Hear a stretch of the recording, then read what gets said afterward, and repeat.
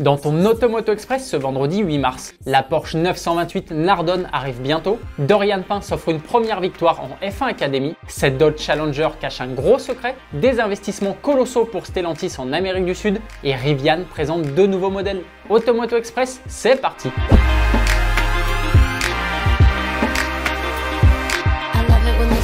La 911 est de très loin la voiture la plus mythique de l'histoire de Porsche. Mais chez le constructeur allemand, il y a aussi quelques mal-aimés comme la 928. Cette voiture produite entre 1977 et 1995 est d'ailleurs le tout premier modèle de la firme à recevoir un V8 installé à l'avant. Elle est malheureusement tombée dans l'oubli à cause de son physique un peu difficile. Mais le français Thierry Nardone a décidé de lui redonner vie en imaginant ce resto mode et ça passe beaucoup mieux. On reconnaît au premier coup d'œil la 928, mais elle est beaucoup plus moderne grâce à ses ailes élargies, ses nouveaux feux avant et arrière et son intérieur ultra épuré. Le projet a bien avancé puisque la livraison des premiers exemplaires est prévue pour fin 2024. Il y en aura 8 au total. Il ne manque qu'un seul élément actuellement en finalisation et il est très important, le moteur. Ce resto mode sera propulsé par un V8 de 400 chevaux. Je ne sais pas s'il est encore possible d'acheter une 928 Nardone, mais je vais quand même te donner son prix au cas où, 480 000 €.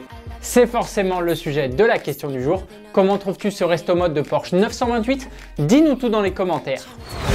Partie en pole position, la française Dorian Pin, qui fait maintenant partie de la filière jeune pilote de l'écurie Mercedes AMG, vient tout juste de s'imposer sur le circuit de Jeddah en Arabie Saoudite lors de la première course de la saison de F1 Academy, le championnat de monoplace réservé aux femmes. La jeune pilote, qui court pour l'écurie Prema Racing, commence donc de la meilleure des manières sa première saison dans ce championnat. Au volant de sa F4 grise et verte, Dorian Pin aura une nouvelle occasion de briller dès demain puisqu'une nouvelle course est prévue. Et elle partira encore une fois en pole position. La deuxième française Lola Lovinfos a franchi la ligne de cette première course en 5e position.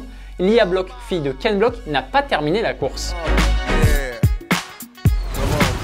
Ce n'est pas une Dodge Challenger. Pour fêter son 55e anniversaire, le petit constructeur japonais Mitsuoka a marqué le coup avec ce concept car nommé M55. Comme tu peux le voir, il s'agit d'une Dodge Challenger revisitée basée sur une Honda Civic. Oui, sous cette carrosserie au look agressif et aux ailes bodybuildées se cache la fameuse berline compacte. Mitsuoka n'en est pas à son coup d'essai. Voici le Buddy, un SUV néo-rétro basé sur le Toyota RAV4. Initialement, la M55 ne devait pas être produite en série, mais plus de 1300 personnes ont poussé pour que Mitsuoka se lance dans la production. Et ça a fonctionné. On ne sait pas combien de M55 seront assemblées, mais elles seront toutes produites à la main. Elle devrait arriver sur la route en 2025 et perso, je la trouve très sympa.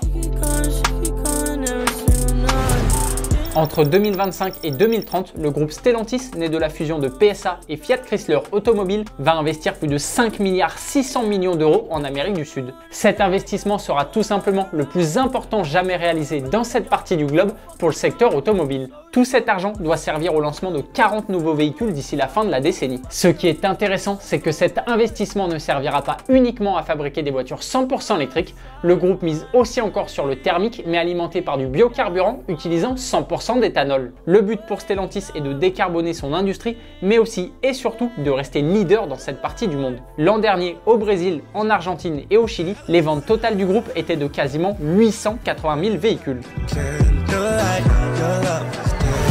Depuis un peu plus d'un an, le constructeur américain Rivian traverse une grosse crise. Entre les pertes financières, le cours de l'action qui chute et les licenciements, on se demande comment cette histoire va se terminer. Mais Rivian a encore quelques cartouches pour s'en sortir. La marque vient de dévoiler le R2, un SUV électrique long de 4,71 m qui doit rivaliser avec le Tesla Model Y. Le SUV de Tesla est, on le rappelle, le véhicule qui s'est le mieux vendu en Europe en 2023. La pression sur les épaules du R2 est donc très importante. Ce SUV très cubique devrait être capable, selon Rivian, de parcourir environ 500 km. Il sera commercialisé en 2026 aux USA et en 2027 en Europe. Toute une gamme d'accessoires sera proposée pour accompagner le R2. Il pourra être pimpé grâce à une tente de toit, une table de cuisson à induction ou encore une caisse de rangement. Des accessoires très pratiques pour le camping. En plus du R2, Rivian a levé le voile sur le R3, une sorte de crossover électrique néo-rétro aux lignes un peu moins taillées à la serpe. Ce R3 est accompagné d'une déclinaison aventurière nommée R3X. Les performances seraient également au rendez-vous. Cette version va avoir le droit à 3 moteurs et sera capable de passer de 0 à 100 km/h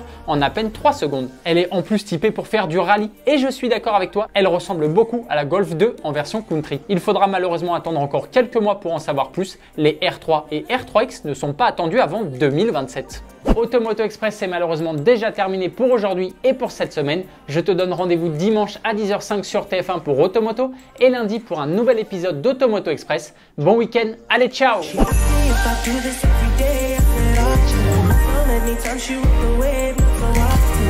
Down to do it either way. I can make that bread.